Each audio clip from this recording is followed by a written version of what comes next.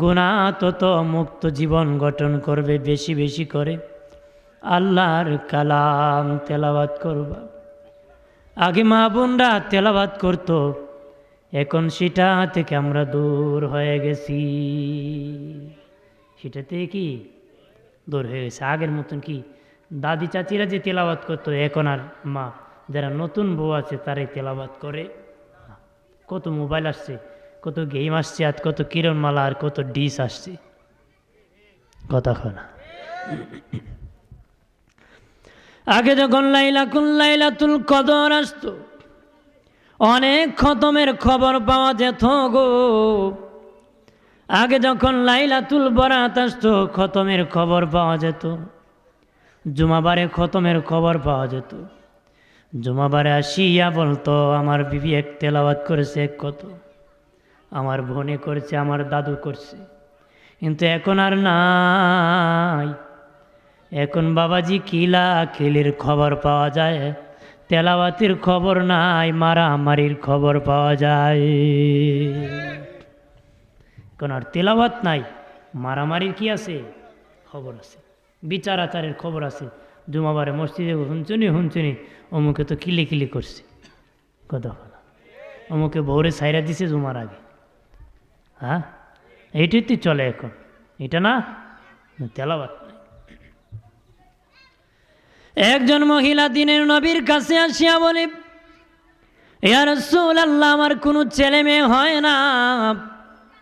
নবীজি গো, আমার কোনো ছেলে মেয়ে হইতেছে না, আমি কি করব?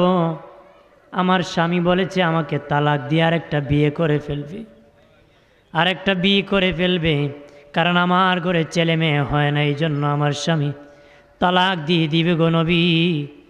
আমার জন্য দোয়া করুন, একটু ব্যবস্থা করে দেন, আল্লাহ যেন আমাকে একটা সন্তান দান করে। নবীজি ডেকে বললেন, মা গো, তুমি কি আল্লাহর কালাম তেলাওয়াত করতে জানো? ইয়া রাসূলুল্লাহ, আমি পড়তে জানি। নবী বললেন, যাও যাও, প্রতিদিন ঘুমানোর আগে সূরা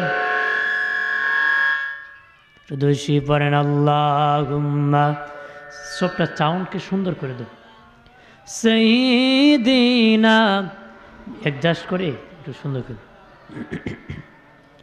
ওয়া আলা আলি সাইয়্যিদিনা।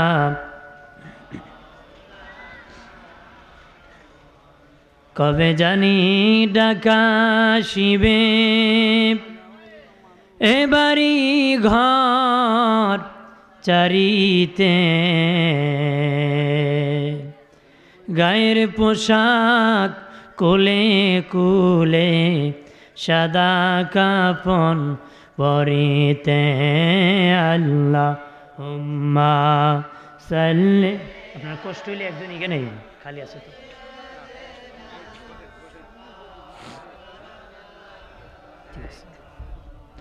ওয়া আলা আলি।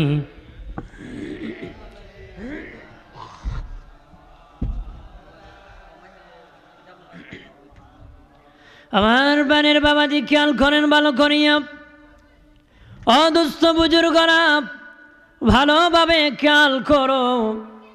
নবীজি বললেন, মা, আর ধরো না, তুমি কি আল্লাহর কালামের তেলাওয়াত করতে জানোনি? মহিলা বলে, ইয়া রাসূলুল্লাহ, আমি আল্লাহর কালামের তেলাওয়াত করতে জানি। নবী বলেন, প্রতিদিন ঘুমানোর আগে উজু বানাইয়া সূরা নূর তুমি তেলাওয়াত করবা। ওই তেলাওয়াত করে যখন শুয়ে যাইবা, আমার আল্লাহ তোমাকে একটা সন্তান দান করবে। ওই মহিলা নিয়মিত আমল করা শুরু করে দিল। কিছুদিন পরে অনুভব করতে পারল তার পেটের মধ্যে একটা সন্তান গিয়েছে। নবীর কাছে খবর দিল, হুজুর, ইয়া রাসূলুল্লাহ, আমার একটা সন্তান মনে হয় হবে গো। বাচ্চা প্রসব হয়েছে, বাচ্চা বড় হয়েছে, নবীর কাছে নিয়ে দোয়া করাইছে। নবী গো, আমার বাচ্চার মাথায় হাত বুলায় দোয়া করে দেন, ওই বংশ থেকে যেন ইসলামের খেদমতদারের জন্ম হয়। আমার দিনের নবী দোয়া করে দিলেন, এই বংশ থেকে অসংখ্য মুহাদ্দিসিনে কেরাম, মুফাসসিরিনে কেরাম জন্মগ্রহণ করেছে। এটা আল্লাহর কালামের বরকত। যেরকম সুবহানাল্লাহ, কোরআন তেলাওয়াতকারীর ঘরে তেলাওয়াতকারী হয়, আল্লাহওয়ালার ঘরে কি হয়? নেককারের ঘরে নেককার হয়, বদকারের ঘরে বদকার হয়, কুকুরের ঘরে কুকুরের বাচ্চা হয়, মানুষের বাচ্চা হয় না। মানুষের ঘরে কুকুরের বাচ্চা হয় না, মানুষের বাচ্চা হয়। ভালো মানুষের ঘরে ভালো মানুষ হয়, মন্দ মানুষের ঘরে মন্দ মানুষ হয়। নিজে ভালো হই, তাহলে সব ভালো হয়ে যাবি। নিজে ভালো হলে কি ভালো হয়ে যাবে। আপনি যদি প্রেম করে প্রেমিক মহিলা বিয়ে করেন, এই মহিলার ঘরে খালি প্রেমিক হইব, কথা হয় না, তাই সব যাইব, সব প্রেমিক মার্ক হইব। ছেলে হইলো আরেকটা বিয়ে করে দৌড়বো, মেয়ে হইলে আর কেউ হইলে বাঁকবো। এটা প্রেমের ফ্যাক্টরি, কথা হয় না, প্রেমের কি। আর কোরআনের ফ্যাক্টরি যদি বিয়ে করেন, তাহলে যেটা হবে সেটাই কোরআনওয়ালা হবে, কথা বলে না।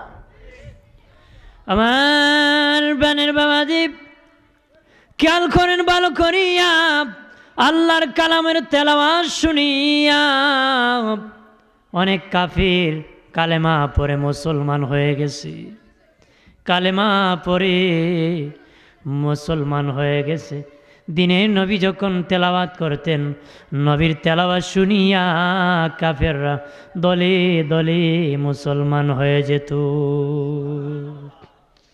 দলে দলে কি মাইক ছেড়ে দিচ্ছে আবার। আমার প্রাণের বাবাজি, খেয়াল করেন ভালো করে, অদুস্থ বুজুর্গরা।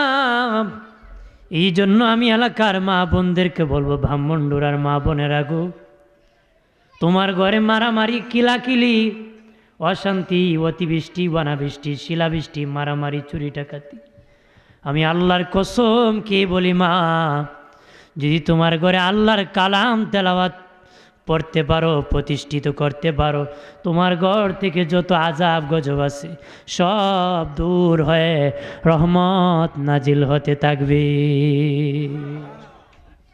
কি করতে হবে? হৃদয় পড়েন আল্লাহুম্মা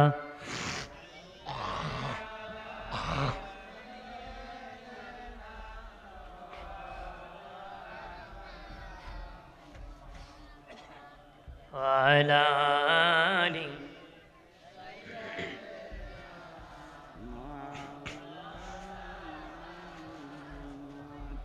কিসের বড়াই করো রে মন, মাটির দেহ লইয়া, কখন জানি চলে যাবে প্রাণ পাখি তোর উড়িয়া।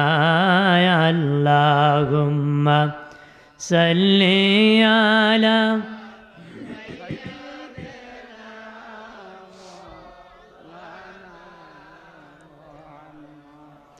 ওয়ালা আলি।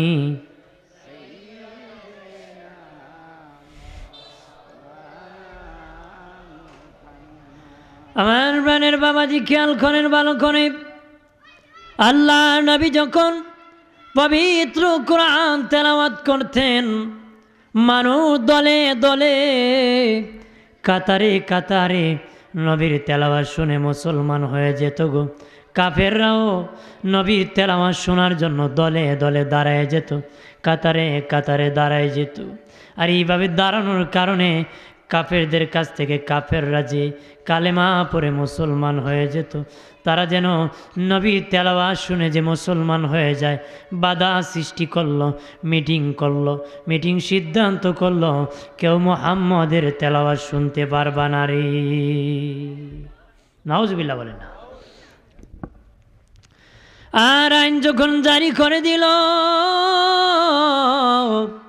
দিনের নবী যখন তেলাওয়াত রাত্রে শুরু করে দেয়, বেঈমানেরা দলে দলে তেলাওয়াত শুনতে চুপে চুপে চলে যায়। এমনকি যারা আইন করেছিল তারাও রাতের বেলা তেলাওয়াত শুনতে যায়। নেতায় কয় আইন করছি কেউ যাইব না, আমি যাই দে। আরেক নেতায় কয় হইতে পারবো না, কেউ তো আর যাইতো না, আমি যাই। সে যে সবাই গেছে, রাস্তার মোড়ে ধাক্কা ধাক্কি লাগছে, খবর নিয়ে দেখে ও খুলি তেলাওয়াত শুনছে। সুবহানাল্লাহ বলেন না, জোরে ক। খবর নিয়ে দেখি সবাই তেলাওয়াত শুনছে। বন্দরে আমার হজের সময় যখন এসে যেত আর মানুষ বিভিন্ন দেশ থেকে হজ করার জন্য যখন মদিনায় যেত, মক্কায় যেত, তখন কাফেররা গেইটে গেইটে দাঁড়ায় থাকতো। দেখিও তোমরা কাবা ঘরে তাওয়াফ করিও, সাফা মারো, দৌড়াইও রে, জমজমের পানি খাইও। তবে একজন ব্যক্তি আসছে যে মোহাম্মদ নামের নবী দাবি করে, সাবধান, ওই লোক পাগল, তার কাছে তোমরা কেউ যাইও নারী। জোরে কন। মানুষকে এত বড় বড় নেতা লাগছে বিরুদ্ধে, কয় পাগল নাকি? কয় ধরো আগে পাগল ডেকে দেখল, আগে কি